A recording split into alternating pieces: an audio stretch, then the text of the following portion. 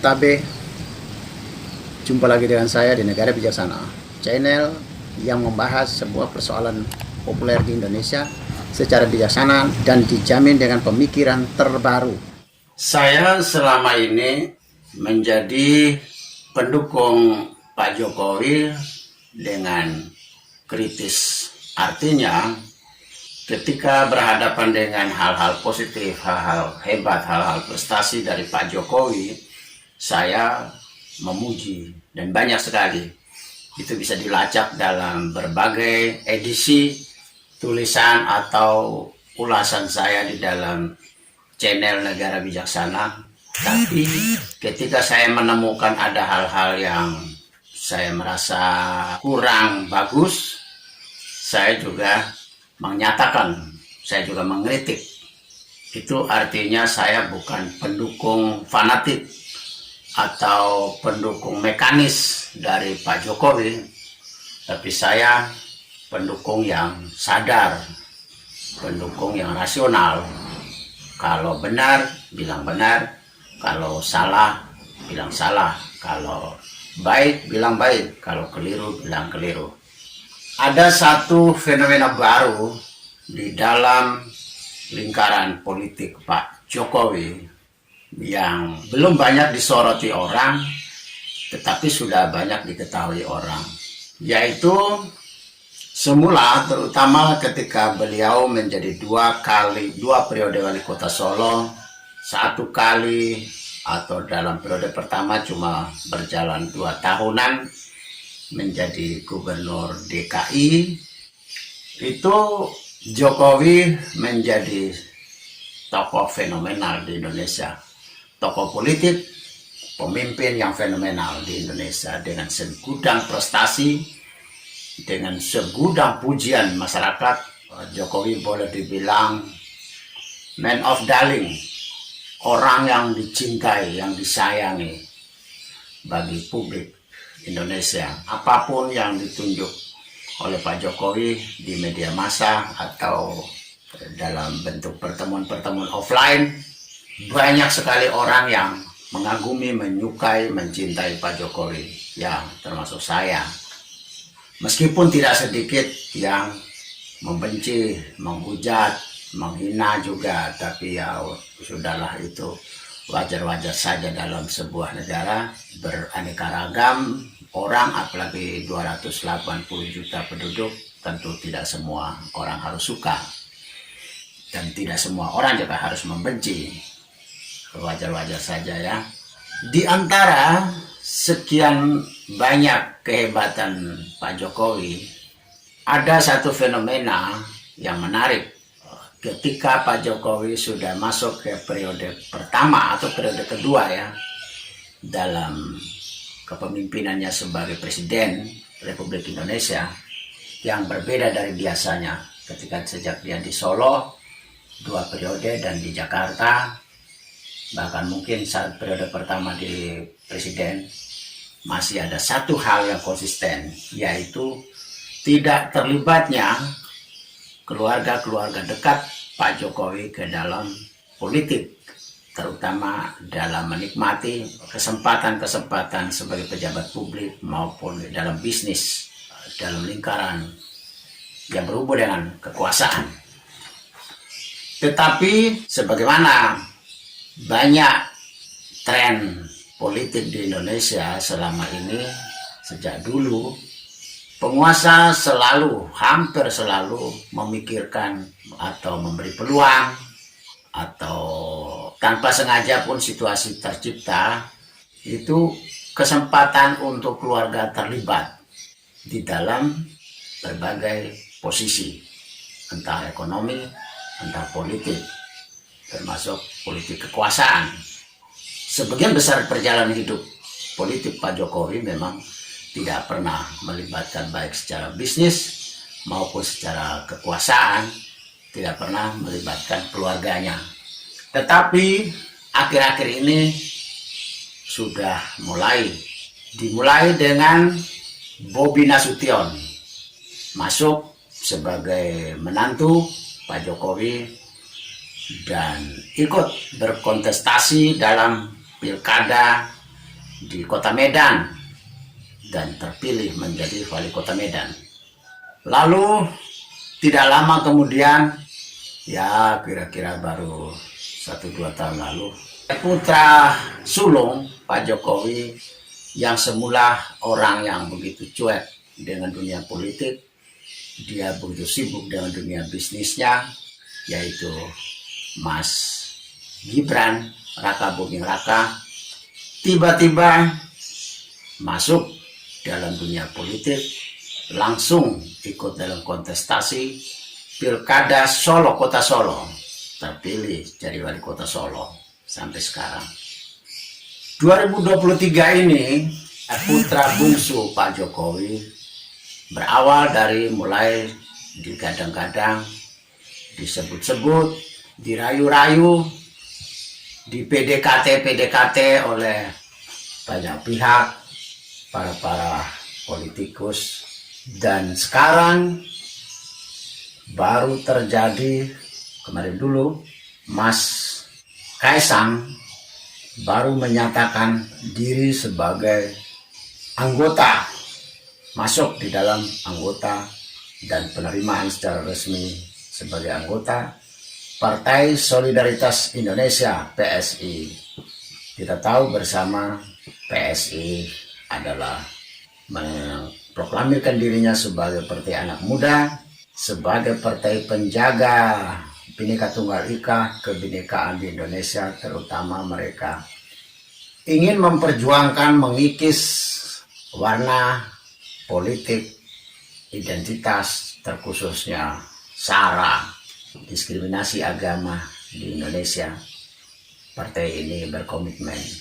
Sekarang mereka memiliki anggota baru yang namanya Kaisang, putra bungsu dari Pak Jokowi.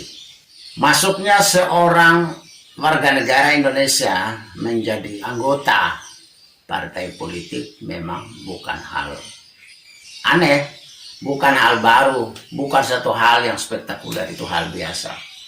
Wong semua partai politik sampai sekarang punya keanggotaan, diperkirakan orang-orang yang terlibat dalam partai politik jumlahnya jutaan.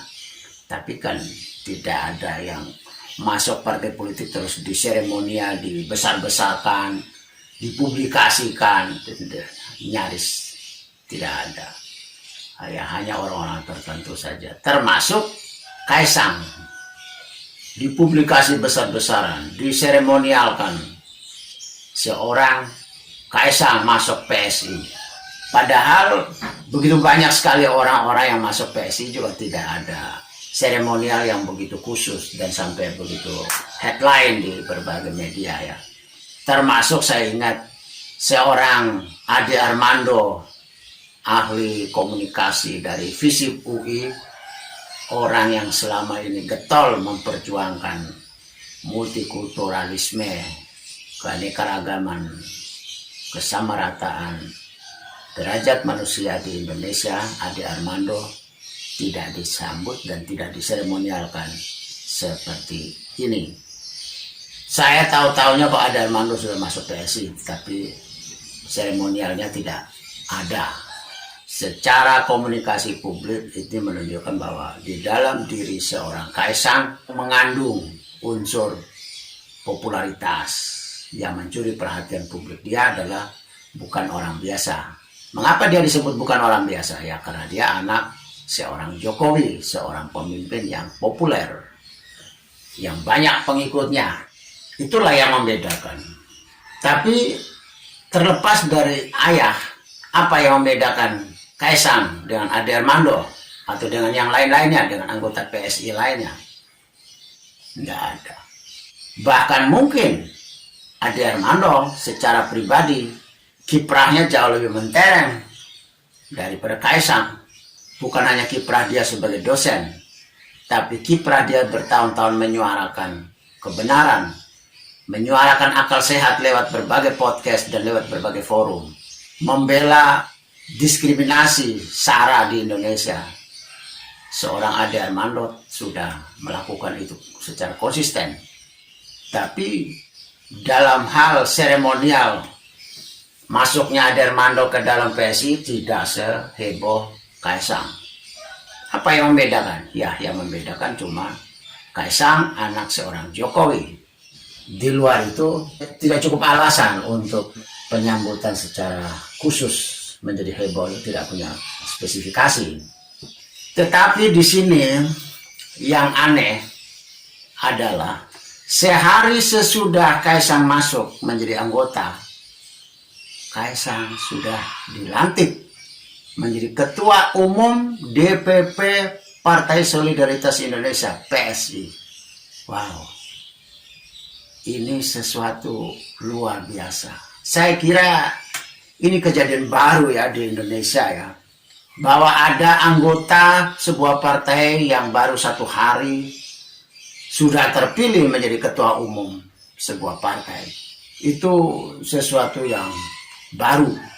Kalau sesuatu yang lama itu misalnya anak dari seorang bos besar jadi jabatan penting di sebuah partai, itu sudah biasa. Misalnya dalam Demokrat, anak seorang Susilo Bambang Yudhoyono secara otomatis Edi Baskoro jadi sekjen bertahun-tahun, sekjen Partai Demokrat.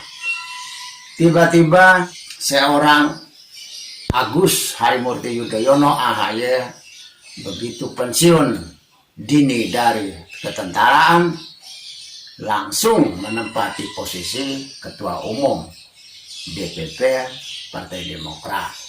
Ini sesuatu kejadian-kejadian yang spektakuler. Saya ini tidak tahu ya, tidak mempelajari betul anggaran dasar dan anggaran rumah tangga setiap partai politik, termasuk AD/ART PSI. Saya tidak tahu. Apakah seorang anggota baru dalam 1 hari sudah boleh dipilih menjadi Ketua Umum, apalagi tanpa melalui sebuah forum kongres atau musyawarah nasional? Apakah bisa? Saya tidak tahu persis ya. Tetapi rasa-rasanya belum pernah terjadi seseorang menjadi Ketua Umum sebuah partai hanya dengan masa keanggotaan 1 hari. Dan mungkin, minta maaf ya kalau saya keliru, tanpa melalui sebuah kongres, tanpa melalui sebuah gelar musyawarah nasional. Sesuatu yang luar biasa terjadi, jabatan yang luar biasa terjadi, mungkin saja bisa dibenarkan. Kecuali satu, ada pasal dan ayat di dalam AD/ART-nya, satu harus ada. Tapi saya tidak tahu apakah ada enggak pasal dan ayat di dalam AD/ART Partai Solidaritas Indonesia membenarkan ada anggota baru yang masa keanggotaannya 1 hari sudah bisa menjadi Ketua Umum partai. Ini saya belum tahu. Tapi kalau itu ada, ya oke lah, termasuk saya pikir ini luar biasa ya. Kok ada ya sebuah organisasi besar, sebuah parpol yang akan mengurus negara loh. Kok ada ya yang mengatur soal masa keanggotaan 1 hari sudah bisa jadi Ketua Umum DPP. Luar biasa. Kalaupun itu terjadi ya, misalnya ya, kalau tidak termuat di dalam AD/ART, ya jelas ini perilaku melanggar hukum, melanggar konstitusi organisasi, melanggar aturan organisasinya sendiri. Kalau itu tidak ada, kalau ada ya sudah, berarti benar, tidak salah. Yang berikut, kalaupun itu ada ya, orang masa anggota 1 hari sudah bisa jadi Ketua Umum DPP, saya berpikir itu mesti terjadi kepada orang tokoh yang luar biasa, tokoh yang super hebat. Misalnya ya, tiba-tiba sekarang Bung Karno hidup lagi, Bung Hatta hidup lagi, masuk di sebuah partai politik yang ada sekarang. Mungkin Bung Karno akan masuk di PDIP. Saya kira kemungkinan besar tanpa melalui AD/ART-nya, tanpa menghiraukan, mungkin PDIP akan hari itu juga akan meletakkan jabatan Ketua Umum DPP Partai Demokrasi Indonesia Perjuangan ke tangan Bung Karno. Mungkin juga Partai Bulan Bintang misalnya, Pak Yusril. Jika Muhammad Hatta atau M. Natsir bangkit saat ini, mungkin juga tidak perlu dengan landasan ADART-nya, langsung meletakkan jabatan Pak Yusril diberikan Ketua Umum DPP Partai Bulan Bintang ke tangan M. Natsir atau ke tangan Muhammad Hatta. Artinya ada pengecualian karena mereka adalah orang-orang super hebat, founding father. Masa perjuangannya kepada bangsa ini sudah lama, pendiri bangsa ini sudah terbukti bagi mereka. Mungkin bisa layak, tapi seorang Kaesang yang saya kira rekam jejak perjalanan hidupnya tidak berbeda jauh dengan kebanyakan remaja-remaja kita, tapi dia bisa dalam sehari sebagai anggota PSI sudah menjadi Ketua Umum DPP PSI. Saya kira ini sesuatu yang kejadian yang luar biasa. Kejadian yang luar biasa terhadap orang biasa. Dalam hal berpolitik di Indonesia, Kaesang orang biasa, bukan orang luar biasa. Kenapa bisa terjadi begitu kepada PSI? Apakah ada landasan anggaran dasar dan anggaran rumah tangga di dalam PSI? Saya tidak tahu.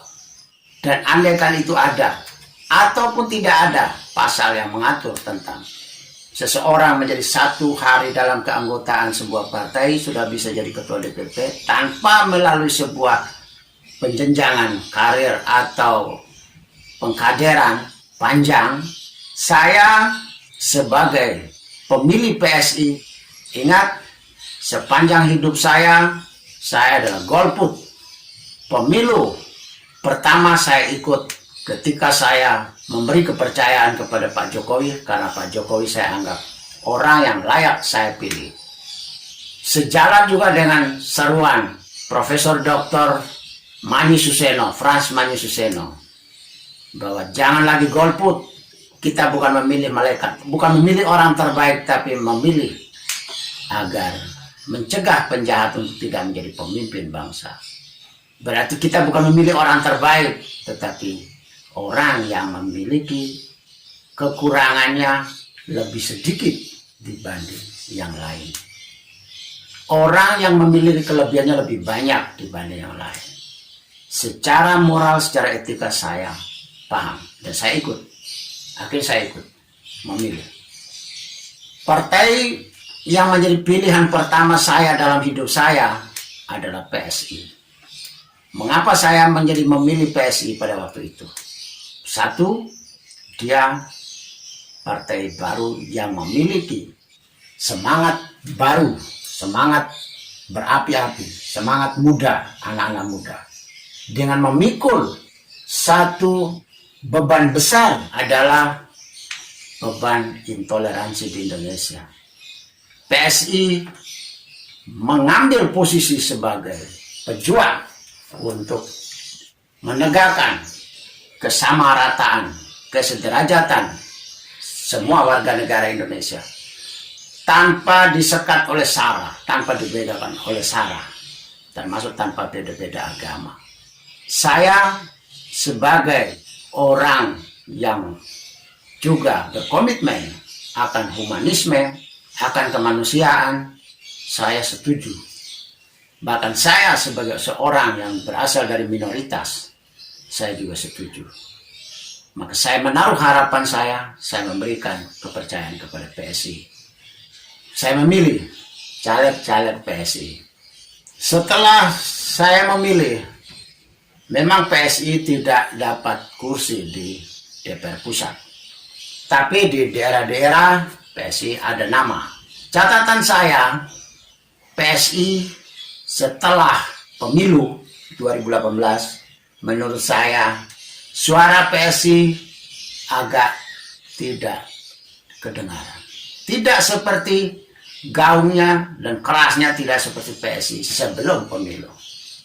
Ketika habis pemilu sampai sekarang, suara PSI yang berteriak soal kesamaan hak, kesamaan derajat warga negara Indonesia tanpa SARA, saya melihat kurang terdengar lagi. Hanya beberapa daerah terdengar getol dalam pemberantasan korupsi, yaitu di DKI Jakarta oleh Mas William ya. Itu saja. Yang lainnya di berbagai daerah saya tidak pernah dengar, tidak getol lagi.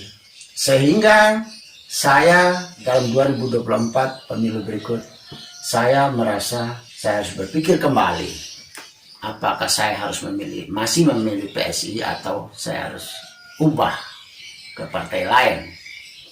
Di tengah saya berpikir kembali itu, sambil terus menunggu apa kiprah-kiprah PSI ke depan, saya tidak menemukan. Kegetolan mereka tetap stabil. Tensi mereka di bawah daripada tensi mereka ketika sebelum pemilu 2018. Lebih tinggi yang dulu daripada yang sekarang. DPR, anggota-anggota legislatif PSI di berbagai daerah tidak kedengaran. Saya terus memantau di media massa, tidak kedengaran. Sehingga saya bukan tidak memilih PSI di tahun 2024, tapi saya bilang, saya berpikir kembali. Tapi kemarin ketika ada Armando masuk, saya ya berpikir kembali, tapi ya ada hal yang membuat saya sedikit mungkin bisa bertahan. Tapi tidak hanya dengan ada Armando saja. Dan bukan karena hanya ada Armando, mesti lebih banyak lagi. Dan terutama harus lebih banyak lagi orang-orang yang bersuara seperti ada Armando. Dan seperti biasanya PSI zaman dulu. Di tengah masa refleksi saya terhadap PSI, tiba-tiba kasus Kaesang masuk dalam 1 hari sudah menjadi ketua umum. Saya menjadi ragu terhadap PSI.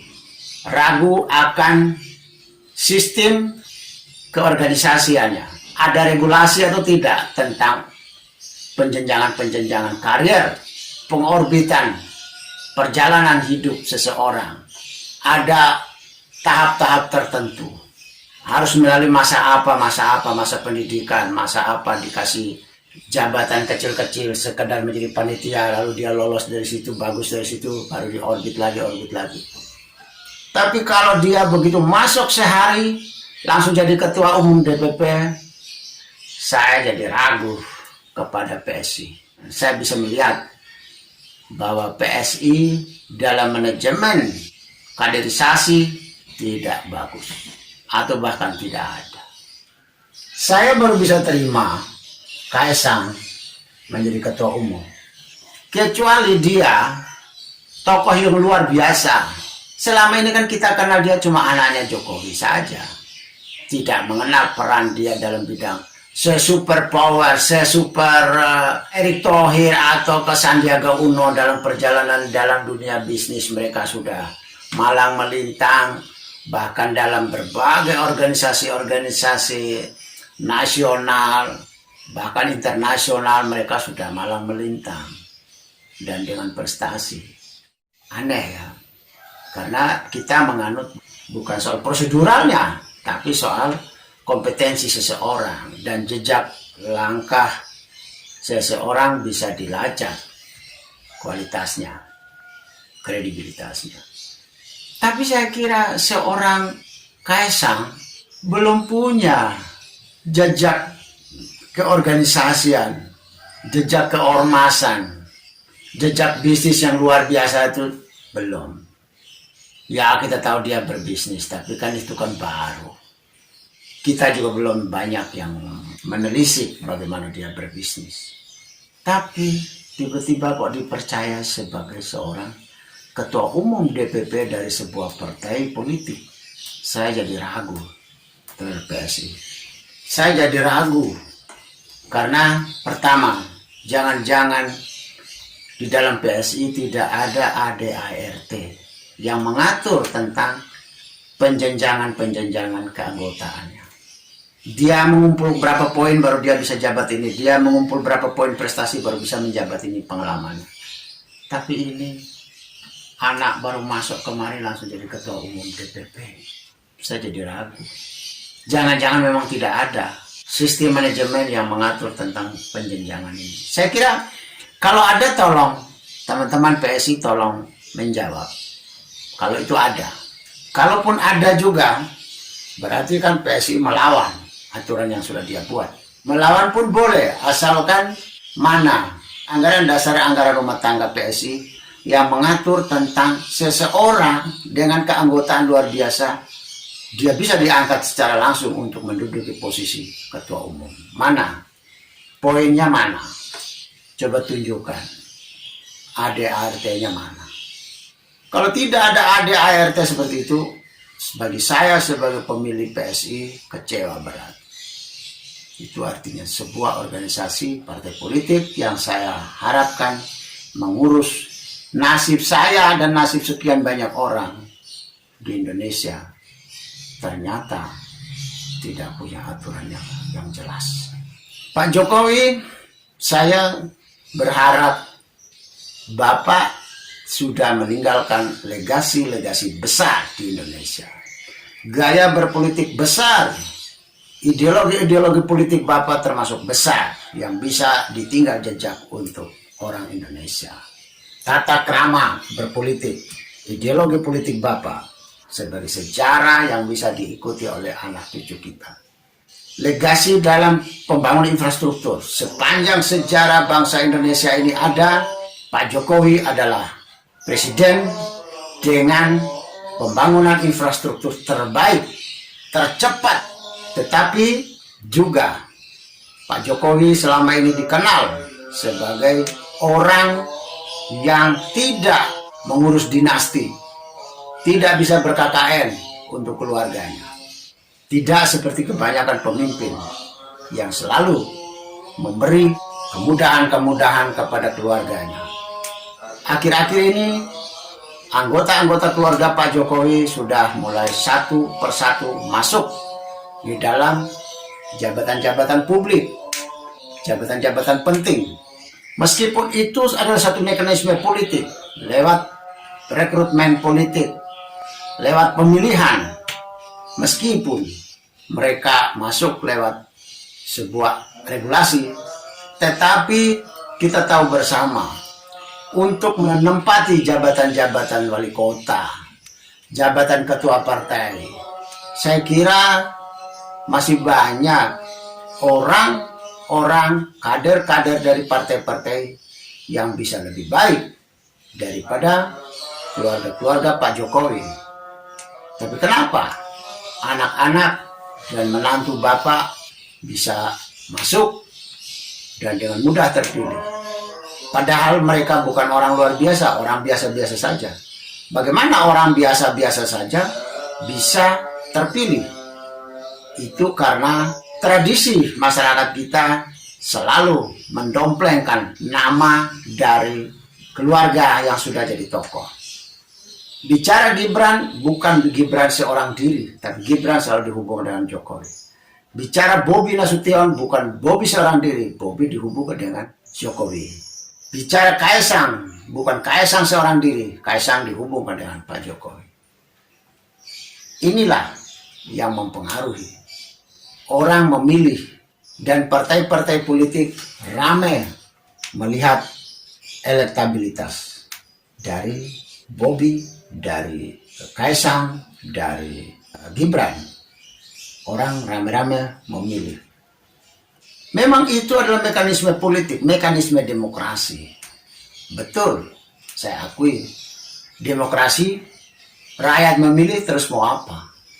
Tidak bisa buat apa-apa. Tetapi dalam hal ini, kita dibutuhkan untuk lebih merasa diri. Jangan merasa bisa, tapi harus bisa merasa. Kenapa dengan kemampuan sebegitu, biasa-biasa saja, tapi dipilih orang-orang yang punya kemampuan jauh lebih bagus dari itu tidak dipilih? Kenapa? Itu artinya ada faktor yang disangkut pautkan dengan Pak Jokowi, nama Pak Jokowi. Itu tidak salah memang, tapi yang menjadi salah adalah banyak tokoh yang jauh lebih bagus tetapi tidak terpilih. Keluarga Pak Jokowi yang biasa-biasa saja terpilih, itu karena dihubungkan, publik menghubungkan, pemilih menghubungkan dengan Pak Jokowi. Oleh karena itu, semestinya Pak Jokowi harus bisa mengerem. Masa sih tanpa Pak Jokowi anak-anak itu bisa terpilih? Belum tentu. Oleh karena itu, secara etis mestinya Pak Jokowi bisa mengerem. Tidak tampil dulu. Kalau mau tampil, tunggulah ketika Pak Jokowi turun dulu, supaya anak-anak itu bertarung secara bebas tanpa mengikutkan embel-embel nama Pak Jokowi.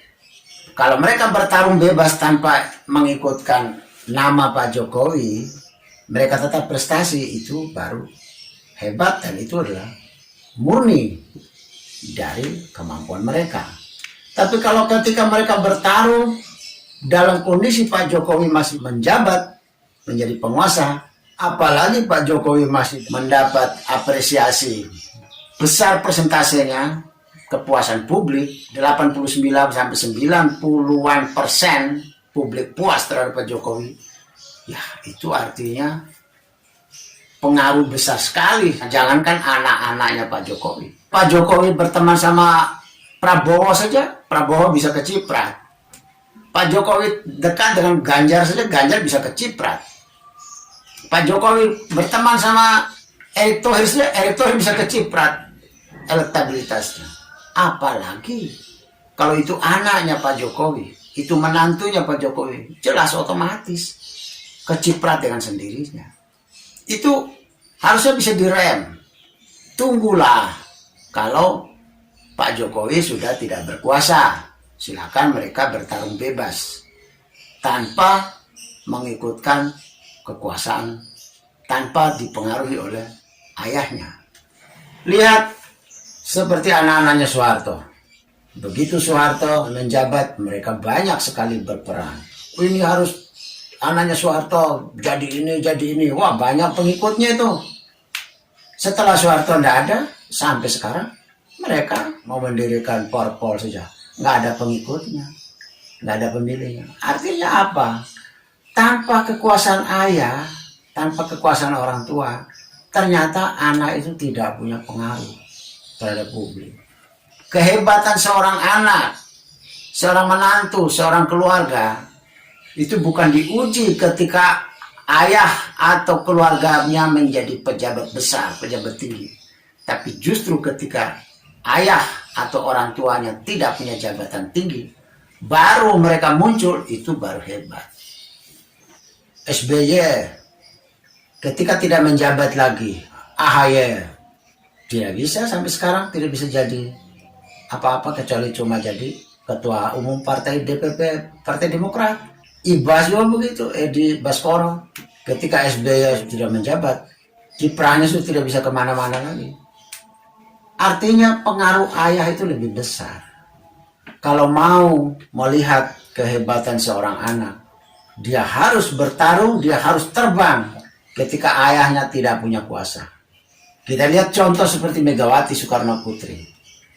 Ketika ayahnya ada, Soekarno ada, Megawati dan adik-adiknya tidak punya apa-apa di negeri ini. Justru ketika ayahnya tidak ada lagi, Soekarno tidak ada, baru Megawati naik sampai sekarang. Itu artinya kekuatan Megawati adalah pribadinya, bukan kekuatan ayahnya. Saya pikir semua pemimpin di Indonesia, termasuk Pak Jokowi, harusnya mengerem anak-anak, mengerem keluarga untuk tidak tampil ketika orang tuanya masih berkuasa. Supaya anak-anak ini berjuang berdasarkan kekuatan sendiri.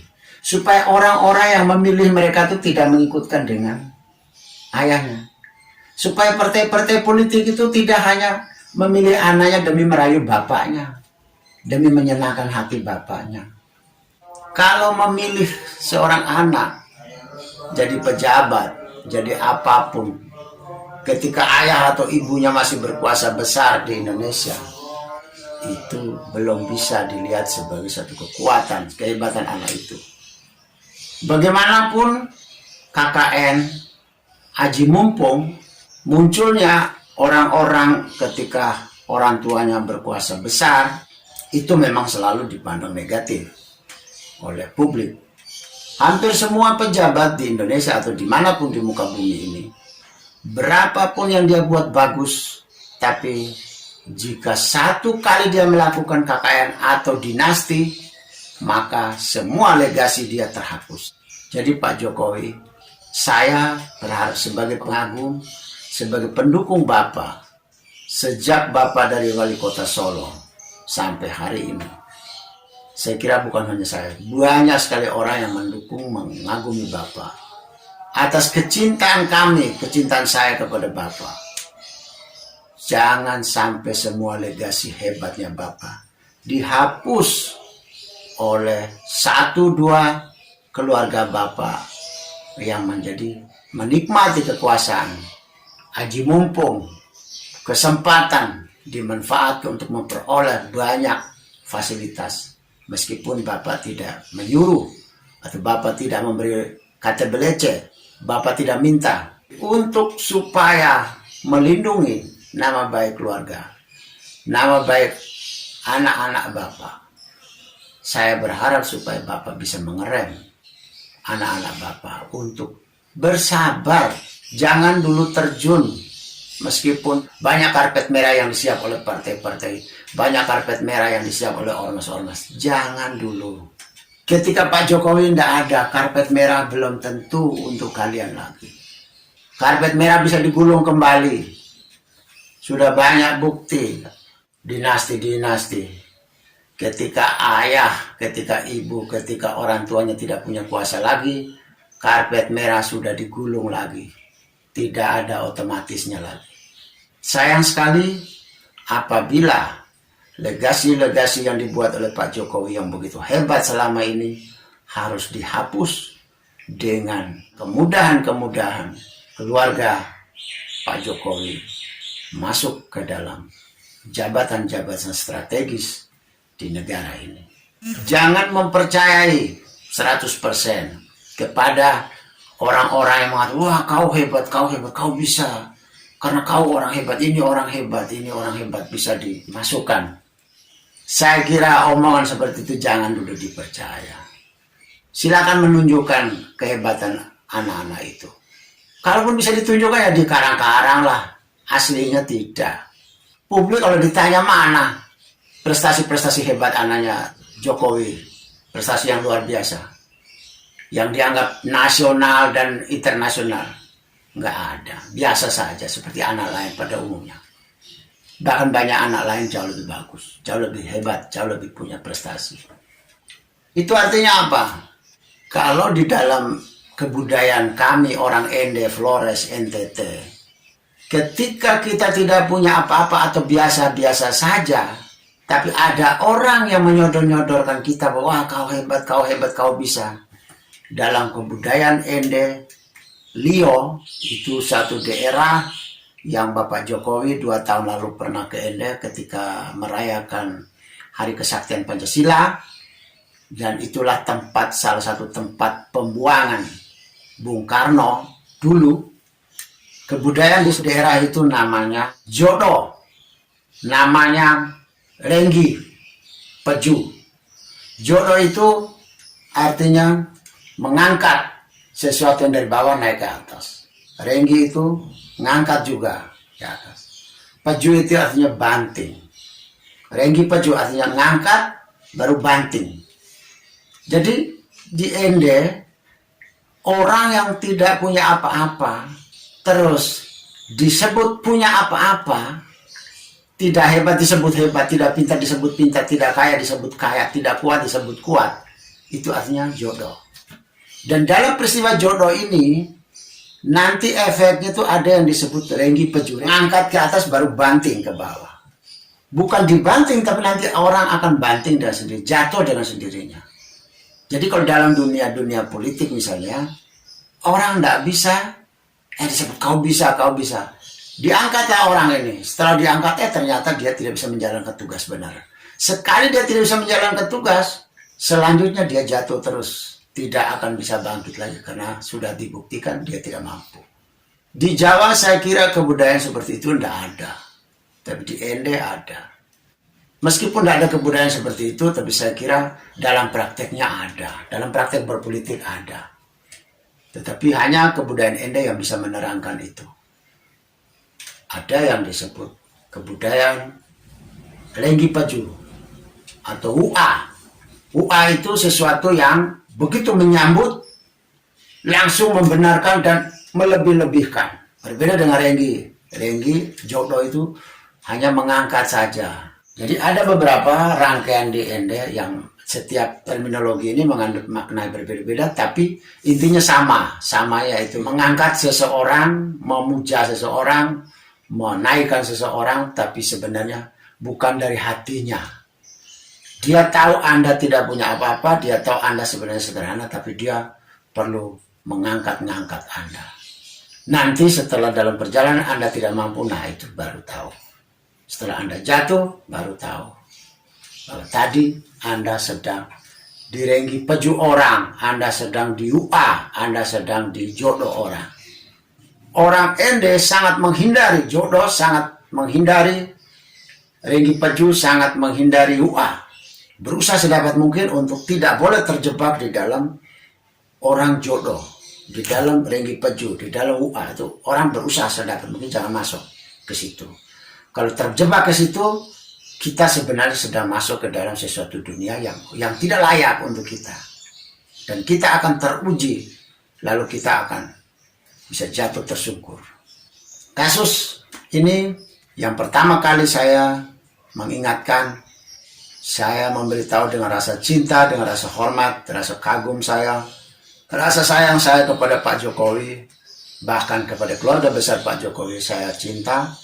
Saya menyampaikan rasa kagum, rasa hormat saya, rasa sayang saya, bahwa keluarga ini jangan terjebak di dalam budaya jodoh, jangan terjebak di dalam budaya lenggi peju, jangan terjebak di dalam kebudayaan UA. Tetapi berjalanlah secara alamiah, tunggulah ketika Pak Jokowi sudah tidak berkuasa, kalian baru tampil tanpa embel-embel nama Pak Jokowi. Tampil secara alami, mau jatuh mau bangun tampil secara alami. Supaya semua orang yang memilih kalian tidak lagi karena nama Pak Jokowi, karena ingin meraih pendukung Pak Jokowi. Mereka pilih kalian supaya pendukung Jokowi memilih ke partai itu, memilih ke kubu itu, calon itu, karena ada nama kalian, supaya dianggap pendukung Jokowi lari ke situ. Jadi saya mengatakan gini karena saya hormat pada keluarga besar Pak Jokowi, saya sayang pada keluarga besar Pak Jokowi, saya mengagumi, saya mencintai, bahkan saya sangat mengharapkan legasi yang ditinggalkan Jokowi harus menjadi sejarah penting untuk negara ini.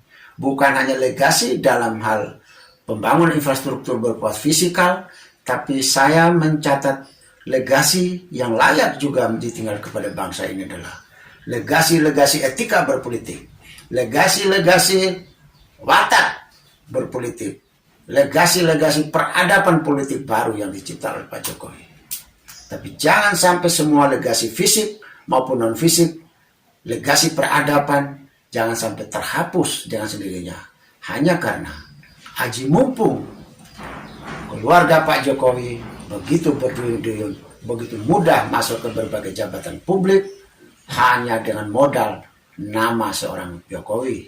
Bukan berdasarkan seleksi alam, bukan berdasarkan kompetisi alam, tapi berdasarkan jalan tol yang diciptakan oleh berbagai ormas, oleh berbagai partai politik.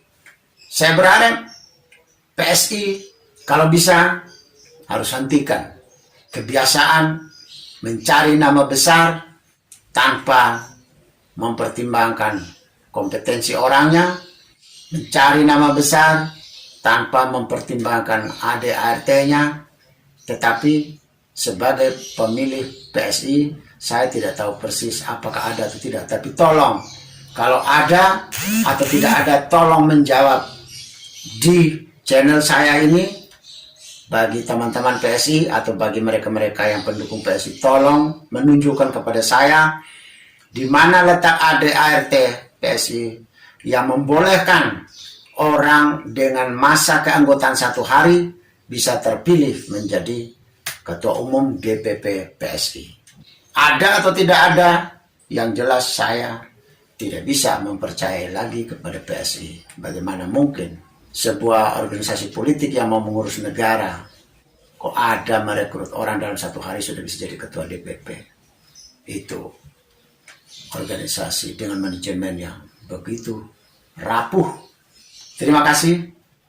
Selamat menghilangkan popularitas, manfaatkan popularitas seseorang. Selamat membangun karir dengan kekuatan-kekuatan pribadi.